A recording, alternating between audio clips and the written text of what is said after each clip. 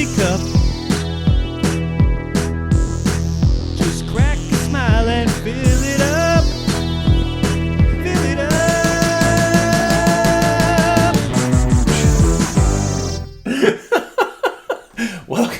Welcome to After the Final Pour, brought to you by the Malting Hour. I am one of your hosts, Tony Golick, joined always with Brandon Winninger. Brandon. How are you feeling? I'm feeling good. We had 2 triple IPAs and and then a lager and a sour, fun beers. On the lighter side. Yeah, we did okay. I think the 2 triple IPAs at the end there put us to a good level to do an After the Final Pour. Indeed. And what are we drinking? What did I bring?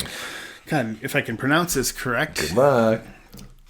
Also, by the way, Camijoy? Sure. Camijoy from Transient Artisan Ales.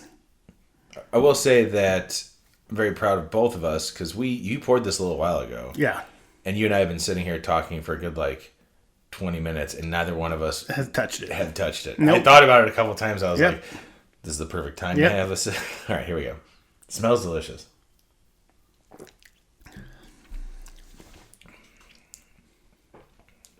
What do you think? It's nice. I kind of wish it was a little. I should have pulled it out during the break. Yeah, but even then, I still feel like it's really good. Ooh. So the thing with this is, this particular one is and it's a collaboration done with Magnanimous Brewing, and this is a Blanton's Bourbon Barrel Aged Imperial Stout. So when I saw this one, as soon as I saw Blanton Barrel Aged, I 100% thought of you. I'm like, this is a beer that you and I are going to drink. Because I think I'm very bad at sometimes I got beers for us. And then I grab 3 and then we drink one of them.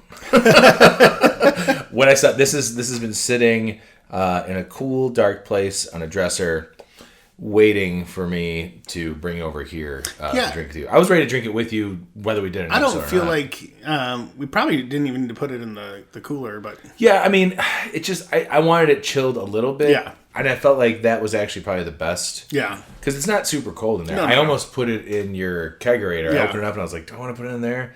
I didn't want it to get too cold in there. But I feel like this is a good temperature. It could just be a little bit warmer. I will say, so I did a quick search on this, and the first one that came up showed an Old Fitzgerald Bourbon Barrel Age. So I feel like they do different barrels. But I do love me some Blantons. So I love Blantons too. I'm so sad to see how low that Blanton's bottle is. You have enough for a half a pour, maybe. Yeah, that is just so tasty. It's so good. By the way, you do know it's now it's October when this comes out, but it's still Bourbon Heritage Month, and Benny's has I sent you that picture of all the bourbons that I bought. Oh yeah, with Angel's Envy and Buffalo Trace I got from Beer on the Wall. Which that bottle is halfway already gone. It's either Weller or Buffalo Trace are my favorite. I think Buffalo Trace is my favorite. Well, I mean, because Buffalo Trace is, I feel like, easier to get most of the time. I can't find it anywhere. I can never find it. I was so surprised to see it. And it's a $45 bottle. I want to say... I remember when it used to be 30 but that the Jewel on Six Corners has had it fairly regularly behind the counter. Oh, good to know. So you go to the customer service counter. There's a whole stuff. Yeah, there's a selection of Whistle Pig, small Whistle Pig. And the other one they always have on there is the Heaven Hill Bottled in Bond. Oh, the Bottled in Bond. Is that the Bottled in Bond? Yep. Okay, yeah. So right now, by the time this comes out, it's over. I'm telling you, Benny's has a deal on all these bourbons. Angel's Envy, I want to say, is closer to mid 40s. Okay. For a bottle, the 750, and I got it for 32. That's not bad. Yeah, and there was some other ones that I grabbed, their bourbon. It was $20 for the size of that Jim Beam bottle over there. Yeah. But anyways, check out. If you got time this weekend, look at it. Stop in. They have a bunch of deals on all those bourbons. Will do. I think I'm gonna grab one more bottle. Excuse me. I've decided that I would like to start having regular different bottles of bourbon just sitting around. Yeah, no, it's nice, and like so I've been regular like this little decanter or whatever you want to call it. Been filling that up with Jim Beam, so That's perfect. And that's, yeah, I've been doing stuff like that. That's how I do the... and I tell people that's the fancy stuff. Don't worry about it. It's in a decanter. You Yeah. know it's fancy. The Binny's Clark and Sheffield bourbon is very tasty, and normally the That's good to know. Like 1.75 milliliter is about $20. that's not bad at all. And it's good for if you just want to, like, you know, some bourbon and some water, or you just want it over the rocks, or if you're like, I want an old fashioned, but I don't want to like use like, because all the bourbons that you have I like, and I would make drinks with them. Yeah. But the Eagle Rare or the Heaven Hill, I'm like, I kind of want to just sip that, you know, like just taste it. Even the Basil Hayden, because I thought that's the Basil Hayden that you got me too. Is that the wine barrel one? It's the wine barrel one. I really want to try that Yeah. one sometime soon. Gotta open it soon. You know what? If we're hanging out for the Bears game, and I walk over here, maybe I'll bring. So over there's some two bourbon. Basil Haydens. You have a regular one and the buying. Yeah, the regular and then the red wine cask finish. Yeah. Yeah, and then I've got like the Taylor, the E.H. Taylor. I haven't opened that yet. Or did I open that? No, I didn't open the Eagle Rare yet either. No, I do want to try that too. But I do have my fancy new cocktail smoker too that I want to bust out. That was another thing that I saw on TikTok. They did instead of wood, they did a cinnamon stick that they did the whole smoking thing of. Yeah. If we end up watching the Bears on Sunday, maybe I'll grab my bag and throw one of those bottles in there and just bring it over so we can try a little bit. Like, I've also gotten to the point where, well, yes, I could easily sit there and just drink bourbon. Mm-hmm. I also like the idea of like, oh, here, we'll do like the jigger pour in there, and whether it's over ice or anything, just like have a sip, like try that. Good. Oh, you want to try that one? Good. And that's all I need. Yeah. It's like, I really want to, like, I really love I really love the taste of bourbon. I really love the way Buffalo Trace is because of the vanilla and oakiness and it's fucking smooth. And I'm sure there's other, great. I mean, I'm very new still to the world of bourbon. But. Yeah, and then I don't take anything away from the fact that then we went camping up in Door County that time, but like originally we were gonna go do bourbon, the bourbon trail and do some stuff. I definitely think we need to do that again. I still would like to do that. It's not out of the question. That being said, Metallica's playing in Nashville. Yeah, I know I sent you that message. I told Becca, I was like, I might be doing a road trip. I'm very serious about doing that. I did say, I was like, I'd really like to go to Toronto. That would be cool. But I don't know if Tony's got a passport. Not yet, but I could do that. You've got time.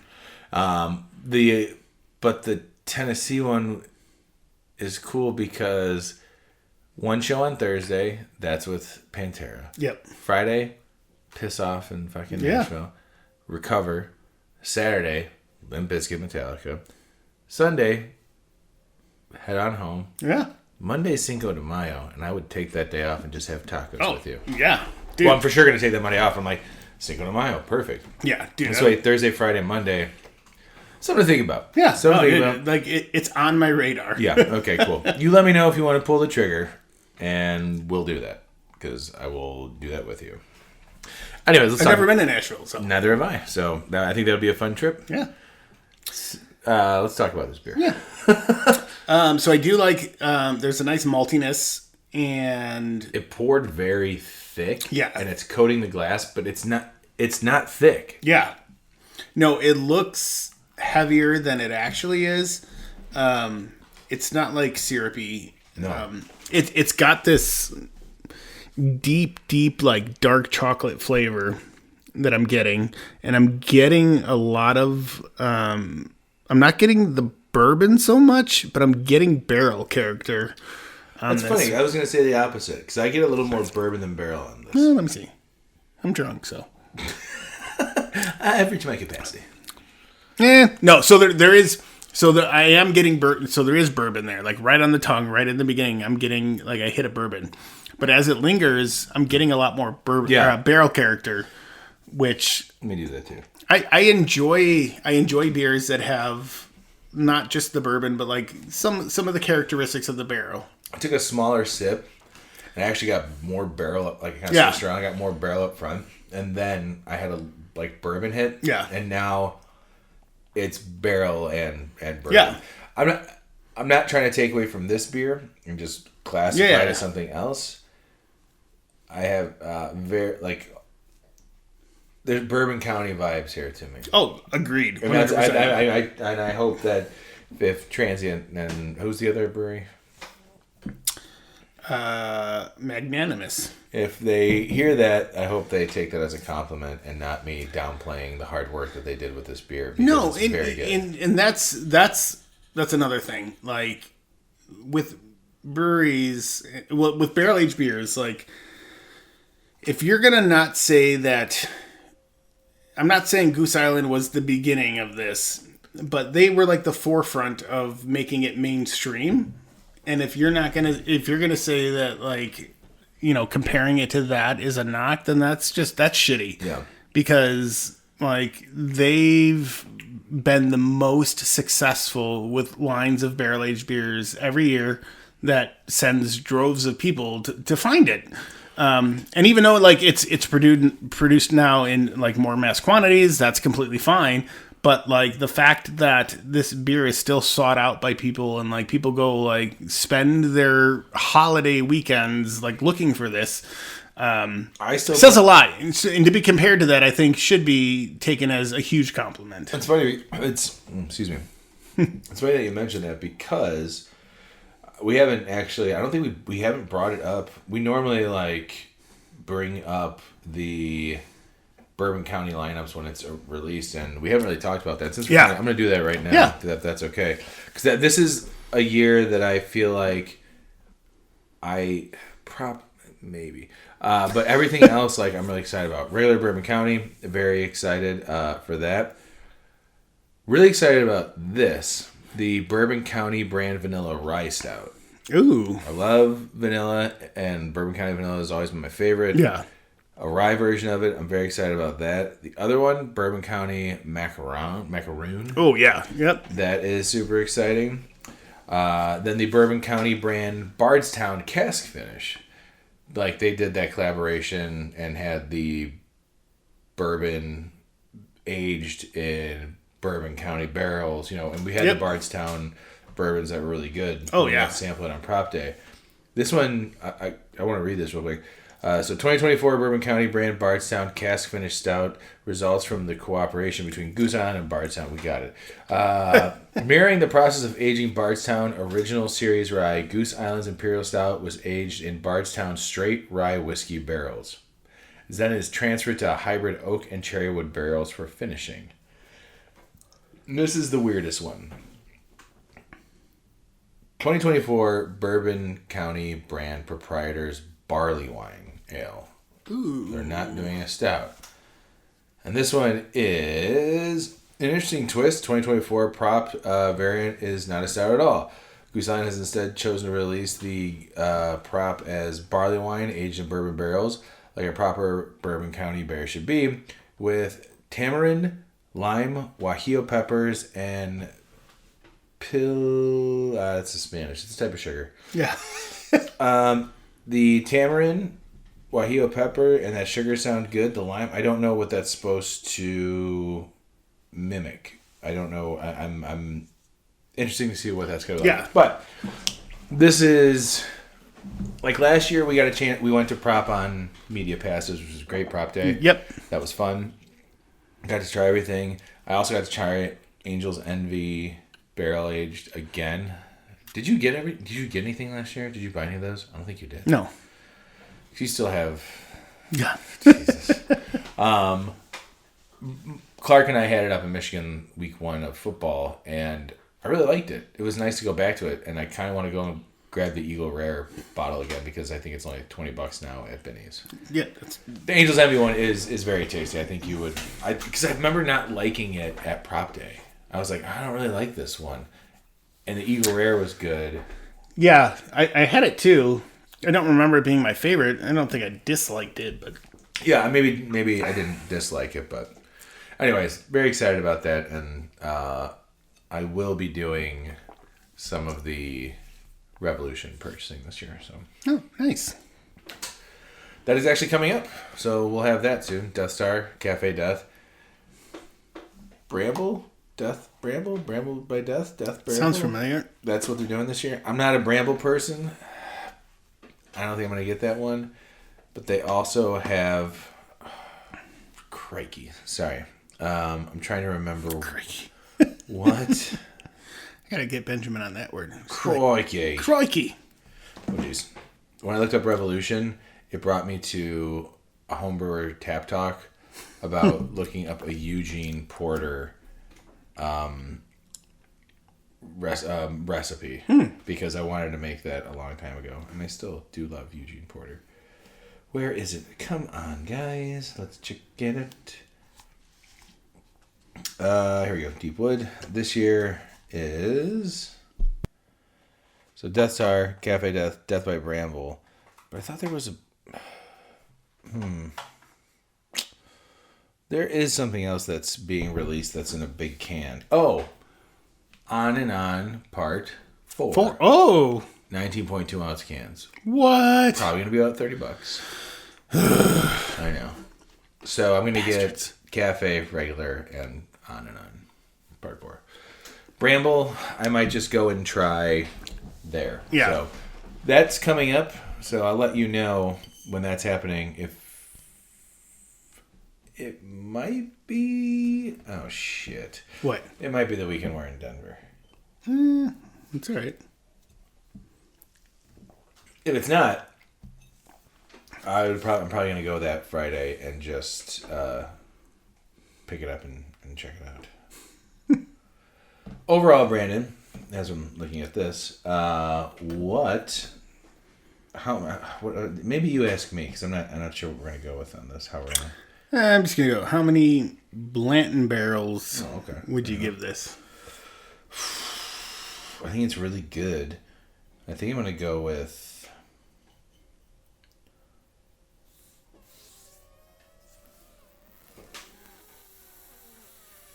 $4.4. Ooh. 4.4. This is a really good bourbon barrel aged beer. I really like this. I was gonna go like 4.2, 4.3. So yeah, same wheelhouse. Just so everybody knows, real quick, the Death Star, Cafe Death, Death by Bramble, and VSO On and On Part 3. It's not On and On Part 4. It's very special old Part 3 Oh. in cans. Now That we're is, interested in trying that. Yeah, October 18th, which means Yeah. around the time we are... It's the next weekend. Mm-hmm. Friday. We'll go if you want to. Is it the next week? Yeah, it's the next weekend. I don't think I have anything planned, so it'll be great.